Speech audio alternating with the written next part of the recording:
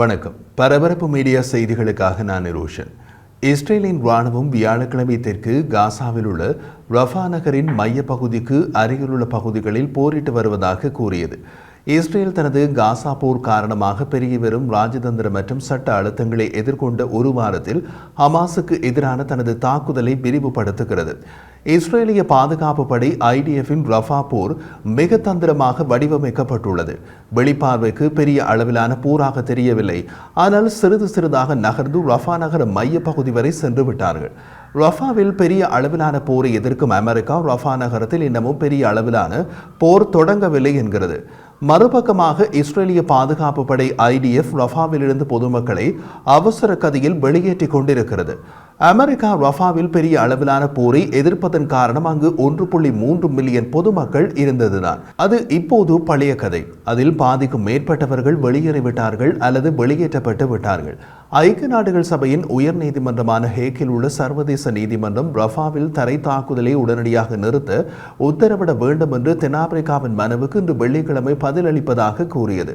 அதற்கு ஒரு தினம் முன்பே நேற்று வியாழக்கிழமை தாக்குதல் நடத்தியபடி நகர்ந்த இஸ்ரேலிய தரைப்படைகள் ரஃபா நகரின் மைய பகுதிக்கு அருகில் உள்ள பகுதிகள் வரை சென்று அங்கு தாக்குதல்களை தொடங்கிவிட்டன.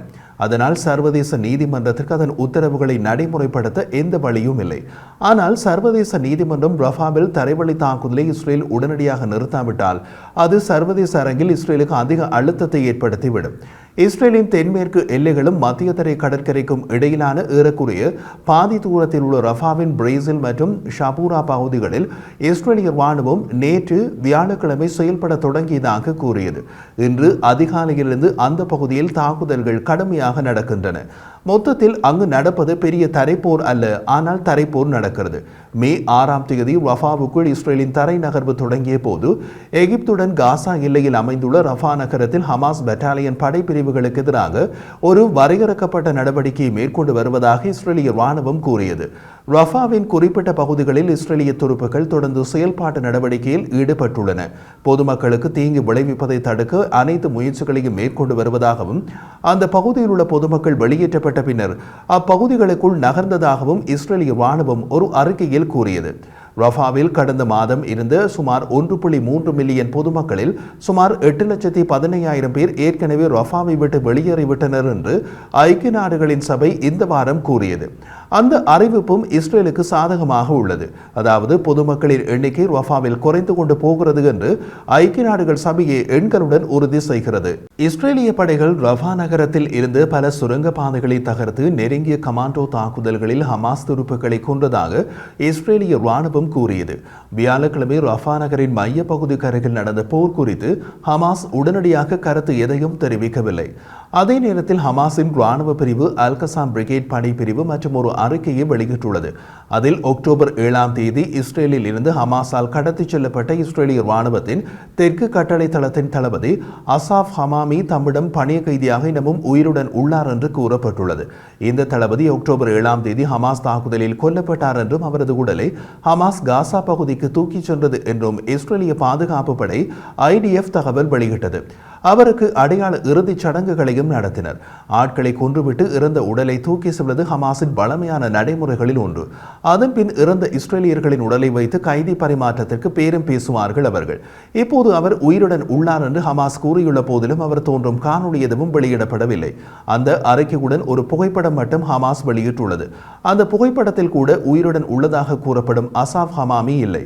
மாறாக அந்த புகைப்படத்தில் இஸ்ரேலிய பிரதமர் பெஞ்சமின் நேதன்யாகு, அமைச்சர் பெனிகான், இஸ்ரேலிய பாதுகாப்பு அமைச்சர் ஜோவ் காலன் மற்றும் இஸ்ரேலிய ராணுவ தளபதி ஹெர்சி ஹெலேவி ஆகியோர் தான் உள்ளார்கள். அல்-கசாம் படைப்பிரிவு வெளியிட்ட மற்றும் ஒரு அறிக்கையில் இஸ்ரேலிய துருப்புக்கள் சோதனையிட்டுக் கொண்டிருந்த சுரங்கப்பாதையை வெடிக்கச் செய்தோம் என்று கூறப்பட்டுள்ளது. சுரங்கப்பாதை எங்கே உள்ளது என்ற விவரம் குறிப்பிடப்படவில்லை. அவர்கள் வெளியிட்ட 3வது அறிக்கையில் ரஃபா நகருக்கு தெற்கே உள்ள சலா அல்தீன் கேட் அருகே எதிரி துருப்புக்கள் மற்றும் வாகனங்களை மோட்டார் குண்டுகளால் அழித்து வருவதாக கூறியுள்ளது. இஸ்ரேலிய தரப்பு இப்போது போர் நிறுத்த ஒப்பந்தம் பற்றி அதிகம் பேசுவதில்லை. ரஃபா நகரில் தரைப்போரை தொடங்குவோம் என்றார்கள். அதை சர்வதேச நாடுகளின் கவனத்தை கவராமல் ஓசைப்படாமல் தனிந்த துணையில் நடத்தி கொண்டிருக்கிறார்கள். ரஃபா நகரில் எஞ்சியிருக்கும் ஹமாஸ் படைப்பிரிவுகளை தோற்கடிப்பதற்கும் நகருக்கு அடியில் உள்ள சுரங்கப்பாதைகள் உட்பட காசாவில் உள்ள ஹமாஸின் உள்கட்டமைப்பை அகற்றுவதற்கும் ரஃபா மீதான தாக்குதல் இன்றி அமையாதது என்று இஸ்ரேலிய பிரதமர் பெஞ்சமின் நேத்தன்யாகு கூறினார். காசாவிலிருந்து எகிப்துக்குள் செல்லும் சுரங்கப்பாதைகளை இஸ்ரேல் காசா பகுதியின் தெற்கு விளிம்பில் ஒரு இடையக பகுதிக்கு அடியில் அடிக்க விரும்புகிறது. சமீப நாட்களில் ரஃபாவிலிருந்து வெளியேறிய பெரும்பாலான பாலஸ்தீனியர்கள் கான் யூனிஸ் மற்றும் டெயில் அல் பலாக் நகரங்கள் மற்றும் அல்மவாசியின் கடலோர கிராமத்தை உள்ளடக்கி ஒரு மண்டலத்திற்கு சென்றுள்ளனர். இடம்பெயர்ந்த மக்களுக்கு மனிதாபிமான வலயங்களை அமைத்து அவற்றை வாழ்வதற்கு ஏற்ற இடங்களாக மாற்றியுள்ளதாக இஸ்ரேலிய அதிகாரிகள் தெரிவித்தனர். பாலஸ்தீனியர்களுக்கு உதவும் முக்கிய ஐநா ஏஜென்சியான UNRWA கமிஷனர் ஜெனரல் பிலிப் லசாரணி இந்த வாரம் புதிதாக இடம்பெயர்ந்த மக்கள் வந்து கொண்டிருக்கும் பகுதிகள் மிகவும் நிரம்பி வழிகின்றன. அத்துடன் அவசர மனிதாபிமான உதவிகளை பாதுகாப்பாகவும் கண்ணியமாகவும் வழங்குவதற்கான குறைந்தபட்ச நிலைமைகள் இல்லை என்று கூறினார். காசாவில் திங்கள் முதல் புதன்கிழமை வரை 100க்கும் மேற்பட்டோர் கொல்லப்பட்டதாகவும் 100கணக்கானோர் காயமடைந்துள்ளதாகவும் காசாவின் சுகாதார அமைச்சு தெரிவித்துள்ளது. புள்ளி விவரங்களை சுயாதீனமாக உறுதிப்படுத்த முடியவில்லை.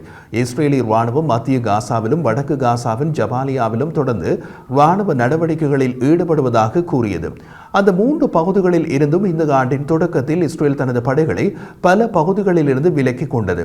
ஆனால் வடக்கு மற்றும் மத்திய காசாவின் சில பகுதிகளுக்கு மீண்டும் இஸ்ரேலிய படைகள் அனுப்பப்பட்டுள்ளன.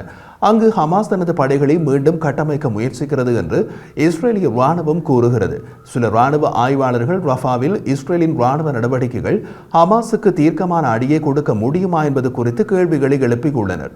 ஹமாஸில் துருப்புக்கள் பலர் இஸ்ரேலின் உயர்ந்த ராணுவ படையோடு நேரடி மோதலில் ஈடுபடுவதை தவிர்ப்பதற்காக முன்னெச்சரிக்கையுடன் நகரத்தை விட்டு வெளியேறி இருக்கலாம் என்று கூறுகிறார்கள். நீண்ட காலமாக எதிர்பார்க்கப்பட்ட ஊடுருவல் தொடங்குவதற்கு முன்பே அவர்கள் ரஃபாவை விட்டு வெளியேறி இருக்கலாம் என்றும் தெரிவிக்கிறார்கள். ஒருவேளை அந்த அடிப்படையில் தான் இஸ்ரேலிய ராணுவம் இப்போது வடக்கு மற்றும் மத்திய காசாவின் சில பகுதிகளுக்கு மீண்டும் துருப்புக்களை அனுப்பியிருக்கலாம்.